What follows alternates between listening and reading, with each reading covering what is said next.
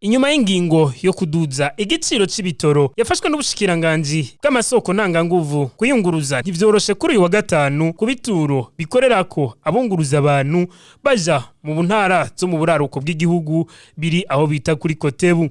Abunguruza abantu n'ibintu bakavuga ko baza gukora bahomba kubera ko hadugijwe igitoro ariko itike ntiriduge.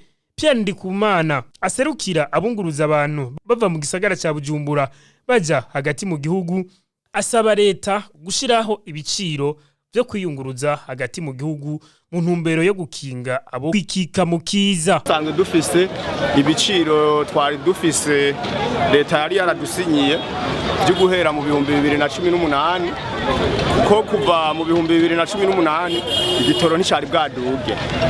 Ubu rero nubundi mu bisanzwe iyo ngingo y'igiciro twari dusanzwe dukorerako nk'akarorero Bujumbura Gitega byari 605 nubundi muri make abashoferi bakora bidoga cyangwa bene ivyuma bene imiduga bariko barakora bidoga rero kuko batera bavuga ati yuko bobongereza agaciro igiciro c'itike yo kwiyunguruza kuko baravye ukungene imodoka ubu ivyuma bikoreshwa turetse n'ibyo vy'igitoro ibintu byarahindutse cyane ipiese zaraduze rero basanzwe bakora bahomba.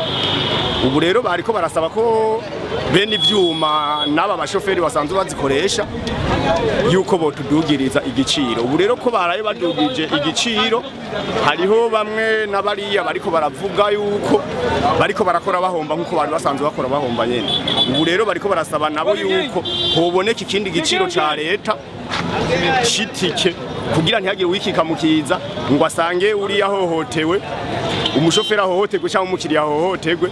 Leta rero twe ico dusaba yuko yosubira ikaduha ibiciro vyanditse nkuko twari dusanzwe tubifise kugira baduhe ibiciro vyanditse kugira umukiriya ntahohoterwe cyangwa umushoferi ngo abari bahohoterwe. Eka ushitse nasanzwe hakorera amashira hamwe yunguruza abantu n'ibintu hibonekeza imiduga mike iriko irakora mbere amwe muri ayo mashira hamwe akaba atariko arakora aho twovuga nk'ishira hamwe Memento aho bavuga ko barindiriye kuronswa igitoro muri Tramwex bakavuga ko imodoka y'isaha 8 n'igice ari imodoka ya nyuma baca barindira kuronswa ikindi gitoro. Martin Nzohabonayo umunyabigega mwishira hamwe Gotracom avuga ko bariko bakorera mu gahombo. Idogije igiciro natwe ntitwiyumvire kuko yiyumviriye kuri bene ama station ariko ntiyumviriye kuri ku bantu bakonsoma iki gitoro.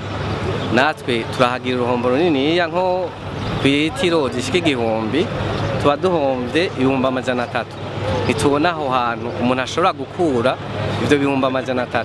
Rero twasaba leta nayo itwiyumvire ko kuko dusanzwe turi bamwe mu bene gihugu itwara na cyane cyane ko birishira hamwe nubwo riko riratwara aba bantu n'aba bantu bariko baraririha nubu ni pouvoir d'achat yaba bene gihugu iri kwiragabanuka. Abanyagihugu bo biyunguruza bavuga ko batabona uko bagiye kubigira narijya bari basanzwe bari mu bukene nayo ngo igitoro kigaheza kikaca gituma ibindi vyose vyankenerwa mu buzima biduga.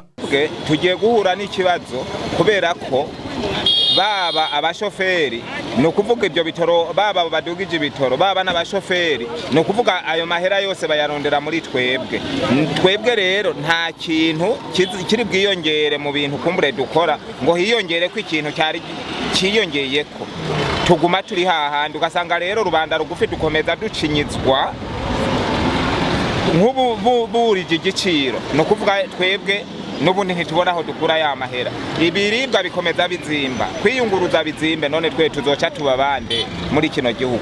Ibitoro vyo mu bwoko bwa essence mazutu hamwe na petrol vyaduze hagati y'amajana 3 n'amajana 350 mu gisagara ca Bujumbura nayo ibiciro vyo hagati mu gihugu bikaba bigiye kumenyeshwa mu misiri imbere.